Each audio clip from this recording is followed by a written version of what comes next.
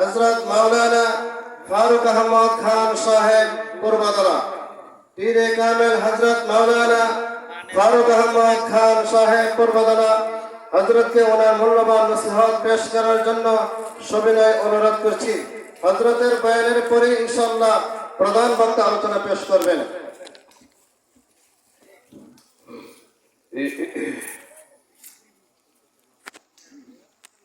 نحمده ونصلي على رسوله الكريم أما بعد فأعوذ بالله من الشيطان الرجيم بسم الله الرحمن الرحيم من عمل صالحا من ذكر أو أنثى وهو مؤمن فلنحيينه حياة طيبة وقال النبي صلى الله عليه وسلم من يرد الله به خيرا يفقهه في الدين أو كما قال عليه الصلاة والسلام।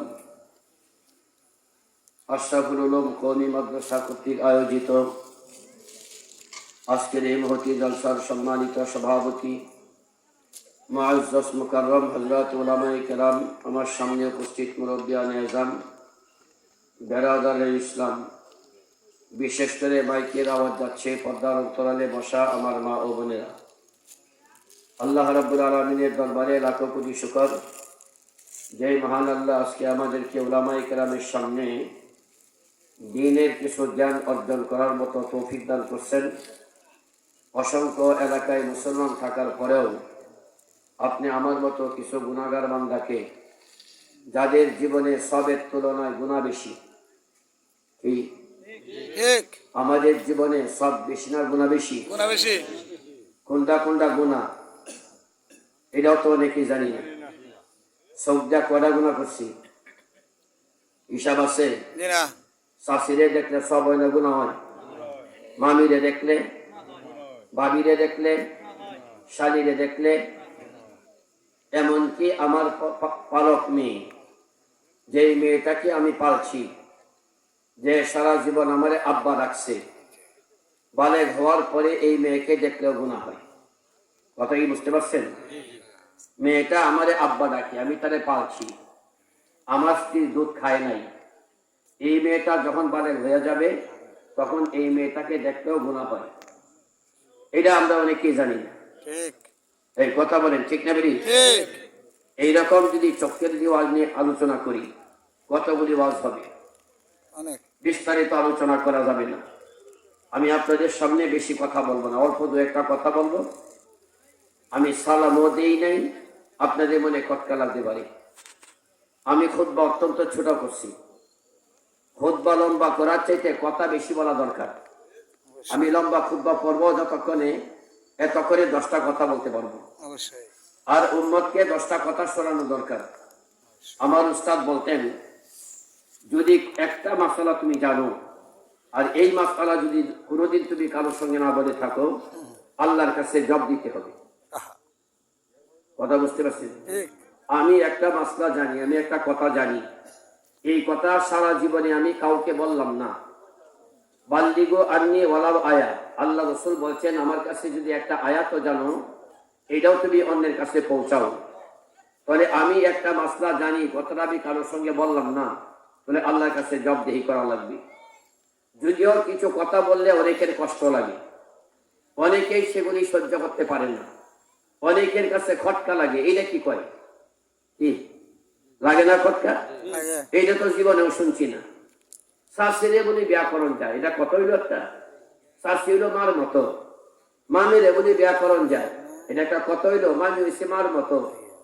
আমাদের সমাজে কয় না, কয় না? কিন্তু শরীয়তে তো জায়েজ রাখছে। শরীয়তে বলছে চাচা মারা গেছে অথবা চাচা তালাক দিয়েছে, এখন ওই মেয়েকে যদি আমি বিয়ে করতে চাই করতে পারবো, শরীয়তে জায়েজ আছে। আর একটা আমার চাচাতো ভাই, মেয়ের বাবার চাচাতো ভাই, নবী করিম সাল্লাল্লাহু আলাইহি ওয়াসাল্লামের চাচাতো ভাই ছিলেন আলী রাদিয়াল্লাহু তাআলা আনহু। আলী রাদিয়াল্লাহু তাআলা আনহু রাসূলের কি ছিলেন? অতঃপর কি ছিলেন? চাচাতো ভাই। ফাতেমার কি লাগে? চাচা লাগে। হুজুর সাল্লাল্লাহু আলাইহি ওয়াসাল্লামের আপন চাচাতো ভাই আলী, সেই আলী রাদিয়াল্লাহু তাআলা আনহুর কাছে বিয়ে দিয়েছেন ওনার মেয়ে ফাতেমাকে। তাহলে ফাতেমা হলেন বাস্তি আর আলী হলেন চাচা। চাচা বাস্তি বিয়ে হয় নাই কথা বলুন। মানে এইটা আমাদের সমাজে মনে করে চাচা ডাক্তারলে একজনে অত তারা বোধ জীবনে তার বোধ ব্যবহার যেত না, চাষি ডাক্তারলে তারা বোধ ব্যাকরণ যেত না, ব্যাকরণ যেত না। এমনও কিছু মাসলা আছে, কাকে কাকে বিয়া করলে বিয়া হয় না, আবার কতগুলি আছে বিয়া করলেও বিয়া ভাঙ্গা জায়গা আছে না, কথা বলেন আছে না? অনেক বিয়ে ভেঙে যায়, কি কি কারণে বিয়া ভাঙ্গা জায়গা এইটাও তো আমরা দেশে অনেকে জানে না, কথা বলুন ঠিক না? বেরি বললাম। আমি বেশি লম্বা কথা বলবো না, কথা অনেক লম্বা। আমি যেটা শুরু করছিলাম সেই বিষয়টা ব্যাখ্যা করতে গেলে অনেক লম্বা সময়। কেন সালাম দিলাম না এটারও ব্যাখ্যা আছে, এটার ব্যাখ্যা করতে গেলে অনেক লম্বা। সালাম কখন দিতে হয় এটাও তো আমরা জানি না। আপনারা দেখছেন আমাদের দেশে অনেক সময় বিয়ে শাদীর ভিতরে যে সময় একজন হুজুরের ছেলেরে বিয়া করায় দেয়, বিয়া করানোর জন্য হুজুর দরকার নাই, দুজন সাক্ষীর সামনে মহর নির্ধারণ করিয়া ইজাব কবুল হইলে বিয়ে হয়ে যায়, হুজুরের দরকার হয় না। তারপরে হুজুরা বিয়ে পড়ায়, যেহেতু আমরা সাধারণত মনে করি হুজুর ছাড়া বোধহয় বিয়ে হয় না, আসলে বিয়ে হয়। একটা ছেলে একটা মেয়েকে প্রস্তাব দিল আমি তোমাকে বিয়ে করলাম, দুইজন সাক্ষীর সামনে মহর নির্ধারণ করলো, মহর কমপক্ষে 2.5 ভরি রূপা লাগবে। কত? 2.5 ভরি। মনে রাখবেন কত? 2.5 ভরি। 2.5 ভরি রূপার নিচে মহর নির্ধারণ করলে বিয়ে হবে না। 2.5 ভরি রূপার মূল্য কত, দাম কত তালাশ করেন। অনেকেই মহরে ফাতিমি, গতকাল কি আমার একজনে বলতেছিল মহরে ফাতিমি কত, আমি বললাম মহরে ফাতিমি যে জিজ্ঞাসা করতেছেন কত, যে জামাইরে বিয়া করাইবেন এই জামাইয়ের কি মহরে ফাতিমি দেওয়ার কত ক্ষমতা আছে? এত বড় দেখে লুয়াকে জানিয়ে লই। আমি বললাম প্রায় 2.5 লাখ টাকা হয়, পারবে ছেড়ে দেওয়ার জন্য? 1800 টাকা ভরি যদি হয় মহরে এই রূপা, 150 ভরি রূপার মূল্য কত? মহরে ফাতিমি হইল কমপক্ষে 131 ভরি থেকে শুরু করিয়া উপরে হইল 150 ভরি রূপা। 150 ভরি রূপার দাম যদি 1800 টাকা করে হয় তাহলে দাম কত আসে? এই হলো মহরে ফাতিমি। যেমন মহরে ফাতিমি যাওয়ার মতো যার ক্ষমতা নাই সেই ব্যক্তির জন্য মহরে ফাতিমি সুন্নত না। বুঝেন না আমার কথাটা? মহরে ফাতিমি সুন্নত হলো যে ব্যক্তি মহরে ফাতিমি দিতে পারে তার লাগিয়া, যে বেলা দিতে পারবে না তার লাগিয়া মহরে ফাতিমি সুন্নত না। আর মহরটা তো এমন একটা ঋণ, আপনি একজনের কাছ থেকে হাওলাত করছেন 1000 টাকা, এই টাকাটা দিয়া দেওয়া যেমন ফরজ, স্বামীর জন্য মোহর আদায় করা তেমন ফরজ। কথা বলতে পারছি কিনা? ঠিক। স্বামীর জন্য মোহর আদায় করতেই হবে। এক হাদিসের মধ্যে আসছে কোন স্বামী যদি তার স্ত্রীর 4 আনা পরিমাণ মোহর বাকি রাখে, 4 আনা রূপা যত 4 আনা রূপার পরিমাণ মোহর বাকি রাখছে, এটা আদায় করে নাই, স্বামীও স্ত্রীও তাকে মাপ দেয় নাই, কিয়ামতের ময়দানে তার যে সমস্ত নামাজগুলি আল্লাহ কবুল করছেন এই কবুলিয়ত নামাজের ভিতরে 700 ওয়াক্ত নামাজ দিতে হবে 4 আনা পরিমাণ মোহরের জন্য। কথা বলতে পারছি কিনা? মহরে ফাতিমি এত বেশি দরকার নাই, যত কম তত বরকত। আল্লাহ নবী বলছেন যে বিয়ের মধ্যে মোহর কম হবে এই বিয়ের মধ্যে বরকত তত বেশি হবে। আজকাল আমাদের দেশে মোহর নির্ধারণ করে সারা কিছু কয় না, ছেলে করে কি চুপ করে এক জাত উত্তাবক ধরে বই তাহে জামাই কথা করেন। মোহর ঠিক করে সারার বাপে আর ছেলের বাপে, ছেলের বাপ আর মেয়ের বাপ দুজনে মোহর নির্ধারণ করে, ছেলের কাছে ক্ষমতা আছে কি নাই এই ব্যাপারে কোনো চিন্তাই করে না। কথা কোন ঠিক নেবে? নিয়ম ছিল মোহর নির্ধারণ করবে যে ছেলে বিয়ে করবে, এই ছেলে যদি ওই ছেলে মোহর নির্ধারণ না করে তার বাবা যদি নির্ধারণ করে বাবা ছেলের হাতে আগে দিতে হবে। এই যে আমি তোমার 1 লাখ টাকা মোহর দিলাম, আমি কিন্তু 1 লাখ টাকা মোহর নির্ধারণ করলাম, এর মধ্যে তোমার কোনো কথা থাকবে না। ছেলের বাপ যদি তার ছেলের হাতে মোহর না দিয়া 1 লাখ টাকা 2 লাখ টাকা মোহর নির্ধারণ করে, এই বাবা ছেলের উপরে জুলুম করলো, অত্যাচার করলো, তার ছেলের সে বিপদ ফলাইলো, এই বাপ তার সন্তানের হক ঠিক মতো আদায় করতে পারে নাই। আমার কথা বুঝতে পারছি কিনা? সে তার সন্তানের হক আদায় করলো না, বরং সন্তানের উপরে সে জুলুম করলো। আমার কথা ঠিক নেবেন বললাম। এই জন্য বলছি মোহর নির্ধারণটা আমাদের দেশে খুব খেয়ালি করে না। অনেকেই মনে করে মোহর ধরলাম 1 লাখ টাকা 2 লাখ টাকা মোহর ধরে ওই আমি 1 পয়সা আদায় করতাম না, ধরে যাবো এটা কি আছে না নাই? আছে না নাই? এই 10 লাখ টাকা মোহর নির্ধারণ করে কয় দেওয়ার লাগে না, দেওয়ার লাগে না, দিতে হবে না। অনেক স্বামীরা আছে স্ত্রীর কাছে মাপ চায়। এই দুনিয়ার মধ্যে সবথেকে কাপুরুষ হলো ওই পুরুষটা যে পুরুষে তার স্ত্রীর কাছে মোহর মাপ চায়। এর মতন কাপুরুষ এই দুনিয়াতে আর কেউ নাই। স্বামী কোনোদিন তার স্ত্রীর কাছে মাপ চাইতে পারে না। হ্যাঁ, স্ত্রী যদি স্বইচ্ছায় স্বামীকে মাফ করে দেয়, আলহামদুলিল্লাহ, ভালো কথা, এটার মধ্যে কোনো সমস্যা নাই। স্ত্রী যদি স্বইচ্ছায় মাফ করে দেয়। তো আমি বলতেছিলাম, বিয়ের জন্য কোনো আলেম ওলামার দরকার হয় না। একটা ছেলে একটা মেয়েকে দুইজন সাক্ষীর সামনে মোহর নির্ধারণ করিয়া, মোহর নির্ধারণের কথা বললাম, মোহর কত? কমপক্ষে 2.5 ভরি রূপা। কত? 2.5 ভরি রূপা। 2.5 ভরি রূপার নিচে হইলে হবে না। আমার কাছে গত 2 দিন আগে একটা লোক আসছে, আইসা বলতেছে, হুজুর আমি তো সর্বনাশ করে রয়েছি। বলি কি? আমি আমার স্ত্রীর রাগুত্ব 3 কথা কয়েছি। আমি বলছেন কেমনে কইছেন? বলে 1 তালাক, 2 তালাক, 3 তালাক, বেশ শেষ, আর এই কাজ চলবে না, এটা আপনার জন্য হারাম হয়ে গেছে। স্বামী যদি তার স্ত্রীকে 1 তালাক, 2 তালাক, 3 তালাক দেয়, আমি এই বছর তালাকের মাসলা প্রায় সবার মধ্যে আলোচনা করি।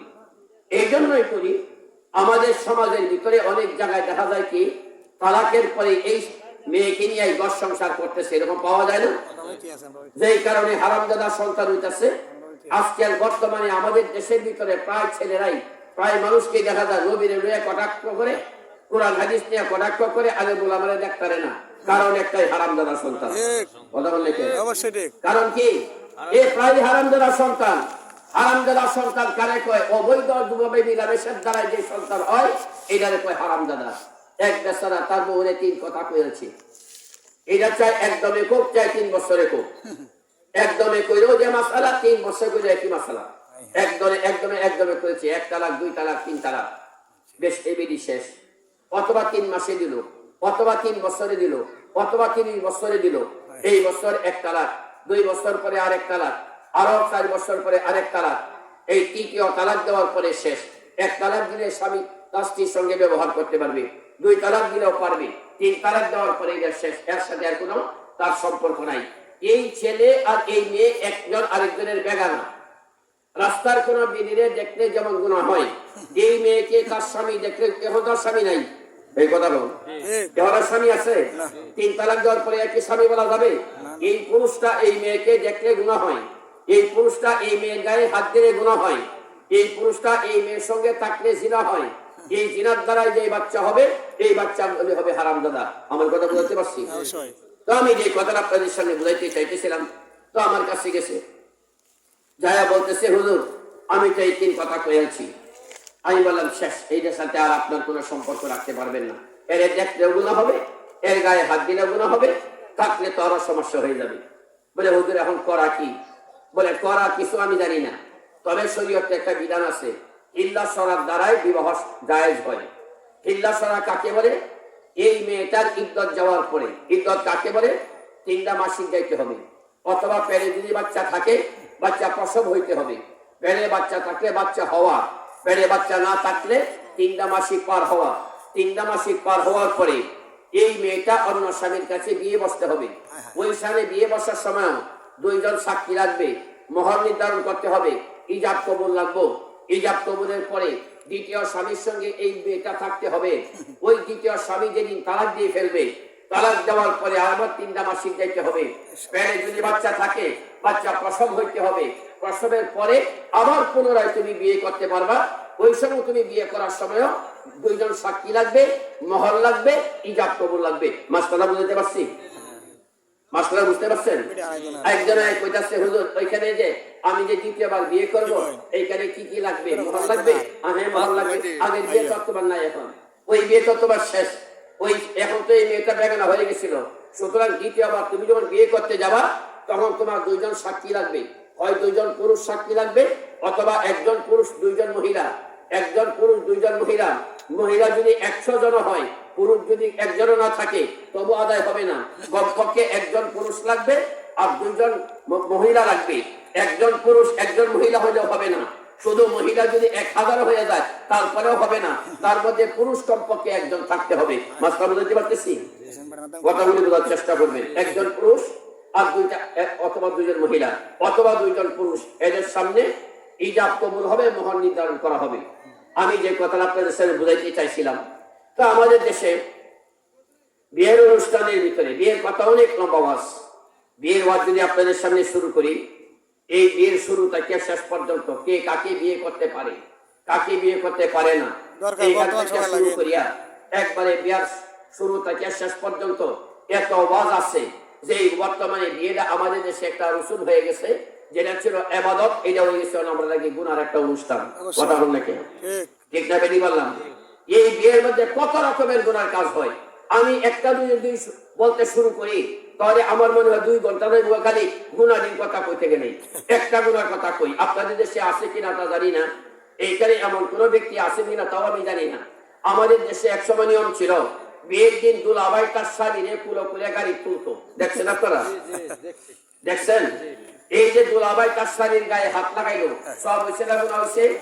কেন গুণা হয়েছে? জিনার গুণা হয়েছে। কেন গুণা হয়েছে? জিনার গুণা হয়েছে। এই দুলাভাই যদি জীবনে কোনোদিন তওবা না করে মারা যায়, এই তার দুলাভাইরে একদিন তার শাড়িকে একদিন খুলে দেওয়ার কারণে তাকে জাহান্নামের আগুন ভুগতে হবে। কেন সে তওবা করলো না? এই মেয়ে ছিল তার জন্য বেগানা।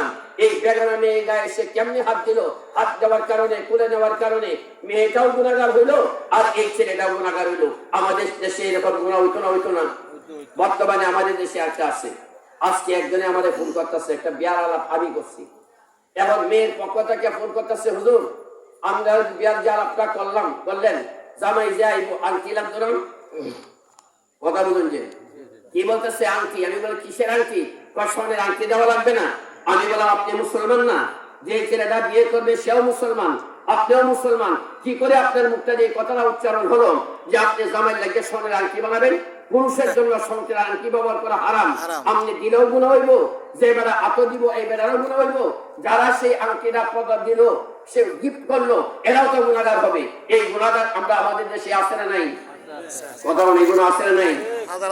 এইগুলি বলতে বলতে অনেক হয়ে যাবে গা। আর একটা কথা বলি, আমাদের দেশে অনেক বাবারা আছে ছেলেরে বিয়া করাইছে, ছেলেরে বিয়া করে আইনের সারিয়া। আমাদের দেশে একটা নিয়ম আছে, বৈরাত করে, বৈরাত অলিমা নাম দিছে, অলিমা বৌবাতের দাওয়াত দেয়।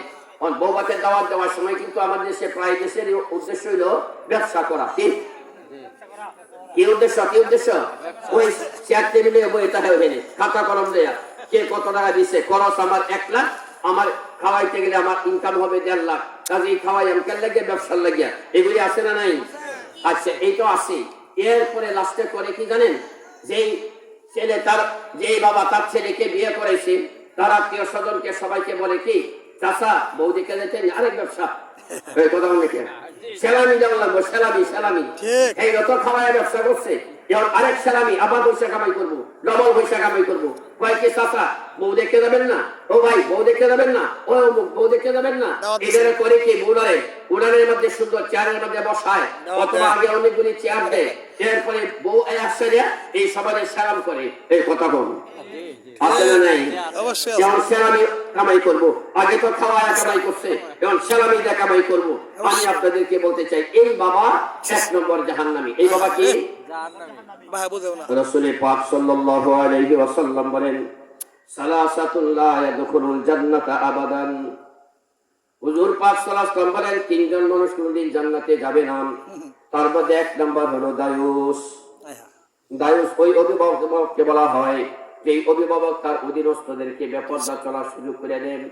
যে বাবা তার মেয়েকে এমন ভাবে ছেড়ে দেন, ফুট পালিশ গাল পালিশ লাগায়, মাথায় কাপড় নাই, তারপরেও তার বাবা কিছু বাধা দেয় না। বাবা দেখে তার ছেলে রাস্তা দিয়ে তার মেয়ে বেগানা পর্দা পুরুষের সামনে কথা বলেন, বাবা কিছু কয় না। বাবা এমন পোশাক কিনে দেন, এমন এরকম কাপড় চোপড় কিনে দেন যেগুলি পর্দায় তার শরীরটা পর্দা হয় না। অথবা তার বাবা অন্য একটা পুরুষের সামনে তার মেয়েকে হাজির করে। আমাদের দেশে অনেক বাবারা আছেন যারা নাকি বিয়ের আগে এরকম তার মেয়েকে অনেকেরই দেখায়, আসে না নাই? কথা বলেন। মেয়েকে বিয়ে দিবেন, বিয়ে দেওয়ার সময় ছেলের বাড়ি থেকে ছেলের চাচা আসছে, ছেলের মামা আসছে, ছেলের ভাই আসছে, ছেলের আত্মীয় স্বজন আইছে। এবার মেয়েকে সাজায়াম এই সবার সামনে নিয়ে হাজির করে বাবা। এই বাবার নাম হইল দায়ুস। আল্লাহ হাবিব বলেন, বান্দা তুই যতই ইবাদত করস না কেন, যতই নামাজি হস, যতই তাবলীগ করস না কেন, যতই হজ করস না কেন, তোর নাম দায়ুস, তুই কোনোদিন জান্নাতে যাইতে পারবে না। আমার কথা বুঝতে পারছেন? আপনার মেয়ে ঘরে যে আপনি পুরুষের সামনে দিলেন, এতগুলি পুরুষ আসলো, এত পুরুষের সামনে আপনার মেয়েটাকে হাজির করলেন, ছেলের বাপ আইছে, ছেলের চাচা আইছে, ছেলে বাপ কি দেখতে পারবে? এই কথা বলেন। বিয়ের আগে ছেলে বাবা দেখতে পারবে? একমাত্র দেখতে পারবে ছেলে, ছেলের বাবা, ছেলের চাচা, ছেলের মামা, ছেলে ভাই আসে সবার সামনে হাজির করে এই বাবারে কয় দায়ুস, আর ওই বাবারে কইব যে বাবা যে ছেলের বাপ তার পুত্র বধূরে সবার সামনে হাজির করে দেখায় আমার বউরা একটু দেখে যান, এই বাবা হলো দায়ুস, এরা কখনো জান্নাতে যাবে না। আল্লাহ পাক রব্বুল আমিন আমাদের সবাইকে আসলে অনেক উলামায়ে কেরাম আছেন সন্ধ্যা থেকে এই পর্যন্ত কথা বলছেন, আমি আপনাদের সামনে অল্প একটা শুধু মাসআলা বললাম। অন্য একটা বিষয়ের উপরে আলোচনা করার উদ্দেশ্য ছিল, আমিও ক্লান্ত, আপনাদের সবার অবস্থাও ক্লান্ত, যে কারণে আমি বেশি লম্বা কথা বলতে চাচ্ছি না। মেহমান আসছেন, উনি কথা বলবেন। সর্বশেষ আপনাদের কাছে আমি একটা দাবি করে যাই। আমি এক জায়গায় সভা গেছি, যাওয়ার পরে আমাকে বলতেছে, হুজুর গত বছর আপনি এখানে মেসওয়াকের ওয়াজ করছিলেন, এই বছর আপনি কি দয়া করে জিজ্ঞাসা করবেন কতজনের পকেটে মেসওয়াক উঠছে? আমি উঠা বললাম, কে কে মেসওয়াক নিছেন? গত বছর আমার বয়ানের পরে খেলা খেলা মেসওয়াক নিছেন, আমি একটু দেখতে চাই। আলহামদুলিল্লাহ, দেখানোর পরে দেখলাম প্রায় অর্ধেক লোক আমাকে মেসওয়াক দেখাইছে। খুশির কথা না? কথা বলেন, খুশির কথা না? আজকে এখানে আপনারা আসছেন, যদি আসার পরে এখান থেকে দু একটা কথা দিতে না পারি তাহলে এই সভা নাকাম। কি বলেন? নাকাম। তাহলে আমরা যদি অন্তত পক্ষে দু একটা অঙ্গ নিতে পারি। আমি এক বছর এক সভা গেছি দুর্গাপুর থানায়, এই কথাটা আমি বলে আমার কথা শেষ করতেছি। দুর্গাপুর থানায় বয়ানে সবাই গেছি, যাওয়ার পরে ওইখানে দিনের বেলা সভা ছিল, মহিলা সভা। মহিলা বয়ান করার পরে আমি ওইখানে রইলাম। সন্ধ্যার সময় মাদ্রাসার বড় মুতামিম সাহেব, বহুত বড় মাদ্রাসা, উনি এসে বলতেছেন আজকের সভাটা কামিয়াব। আমি বললাম, হুজুর এটা কেন বলতেছেন, আজকের সভা কামিয়াব কেন? আমি আজকে আসার সময় রাস্তায় মেয়েদের মুখে একটা কথা শুনছি, এই কথাটা শোনার পরে আমি এত আনন্দিত হইলাম আর ভাবলাম আজকের এই সভা কামিয়াব। আমি বললাম, কি শুনছেন? বলে, দুইটা মেয়ে আলোচনা করতেছে মাথার চুল বিক্রি করা এত বড় গুনাহ আমরা কোনোদিন শুনি নাই। কি বলছি? মেয়েরা যে মাথার চুল বিক্রি করে, মেয়েদের মাথার চুল বিক্রি করা এত বড় গুনাহ, এটা বেপরদার গুনাহ। এরপরে অঙ্গ বিক্রি করা হারাম, হারামের গুনাহ, এগুলি আমাদের জানা ছিল না। আজকে থেকে জানলাম, জানার পরে নিয়ত করছি আর কোনোদিন এই কাজ করতাম না। বলে এই মেয়েরা যে শোনার পরে এই গুনাহ থেকে তারা বাঁচতে চাইলো, এই জন্য বললাম আজকে সভা কামিয়াব। আমার কথা বুঝতে পারছেন তো? আমি আপনাদেরকে শেষবারে বলতে চাই, অন্তত পক্ষে যাওয়ার সময় আমরা এখান থেকে দু একটা কথা নেওয়ার চেষ্টা করব। এক নাম্বার কথা হলো, যেই সামনে পড়বে আগে সালাম দেব। রাজি আছি ইনশাআল্লাহ? আমি যতক্ষণ আমার হুঁশ থাকে, মনে থাকে, যদি মনে না থাকে কানগুলা দেন। এই আমার তো সালাম দেওয়ার কথা ছিল আগে, আমি কেন সালাম দিলাম না? আগে আমি সালাম দিলাম না কেন? আমি যে সালাম দিলাম না এটা আমি ঠিক করি নাই, এই জন্য নিজে অনুতপ্ত হইলাম। আজকে আপনাদেরকে আমি সবক দিয়ে যাচ্ছি, আজকে তাকিয়া যেই সামনে পড়বে আগে সালাম দেওয়ার চেষ্টা করলাম। কে কে রাজি আছি? আল্লাহ তাআলা কবুল করুন, হাত নামান। নাম্বার 2, মসজিদে ঢোকার সময় আগে কোন পা দেব? পায়খানা যাওয়ার সময় উপরের দিকে ওঠার সময় কি বলবো? আল্লাহু আকবার। নিচের দিকে নামার সময় কি বলবো? সুবহানাল্লাহ। মসজিদে ঢুকছেন বাম পাও দিয়ে, বাম পাও দিয়ে মসজিদে ঢুকে গেছেন, সাথে সাথে মসজিদ থেকে বের হবেন, বের হইয়া কান ধরবেন, কান ধরে 5 বার উঠবেন আর বসবেন। এই বেয়াদব, আল্লাহর ঘর মসজিদ, এখানে তুই বাথরুম বানাইছ, বাথরুমও যাইতে হয় বাম পাও দিয়া, তুই মসজিদে গেছিস বাম পাও দিয়া, এই বুলটা কেলে গিয়া করছো? সাবধানীটা করতে না, 2 হাত নামাজ এটার জন্য করার লাগবো, মানব করার লাগবো। এই বুলটার কারণে 2 হাত নামাজ পড়লাম, আল্লাহর কাছে একটু দোয়া করলাম, জীবনে আর এই বুলটা হইতো না। কথা বলতে কেমনি বললাম? এই জন্য আমি আপনাদেরকে বলবো, আমরা মসজিদে ঢোকার সময় আগে ডান পা দেবো, বের হওয়ার সময় কোন পা দেবো? বের হওয়ার সময় বাম পা। যাকে যেটা দিব ডান হাতে দেবো। কোন হাতে দেবো? খাওয়ার সময় কোন হাতে খাবো? কোন হাতে খাবো? আমরা অনেক সময় পানি খাওয়ার সময় আমি অনেকে দেখছি পানি খায় কেমনে? এইভাবে পানি খায়, গ্লাসে কয়েকটি ডান হাতে পানি খাইতে হয়, বাম হাতে নিয়ে এমনি পানি খায়, এমনি পানি খায়। দেখছেন না আপনারা? এইটা লাগায় নিয়ম, কিন্তু এইটা না। নিয়ম হলো পুরা গ্লাসটা থাকবে ডান হাতের তালায়, এরপরে পরে যাতে না যায় এই জন্য বাম হাতের সহযোগিতা নিতে হবে। তাহলে আমি যা খাবো, চা খাই, বিড়ি সিগারেট খাই, যেটা নাকি আগরবাতি কই, যেটা ঠিক না, যেটাই খাই না কেন একজনকে দিতে যাব, একজনের কাছে নিতে যাব, চাই বড় হোক চাই ছোট হোক, ডান হাতে দিব, ডান হাতে নেব। রাজি ছোট ইনশাআল্লাহ? আল্লাহ পাক আমাদের সবাইকে এই অল্প কয়েকটা কথা বললাম, আল্লাহ যেন আমাদেরকে আমল করার মতো তৌফিক দান করুন। সকলে বলেন আমিন। ওয়া আখিরু দাওয়ানা আলহামদুলিল্লাহি রাব্বিল আলামিন। আসসালামু আলাইকুম ওয়া রাহমাতুল্লাহি ওয়া বারাকাতুহু। মাশাআল্লাহ, হযরত অত্যন্ত গুরুত্বপূর্ণ আলোচনা পেশ করতেছিলেন, সময়ের স্বল্পতা।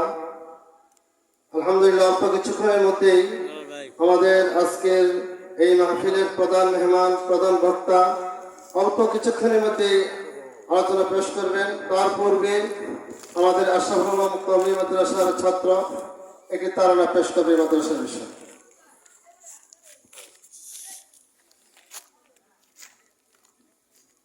আসসালামু আলাইকুম ওয়া রাহমাতুল্লাহি ওয়া বারাকাতুহু।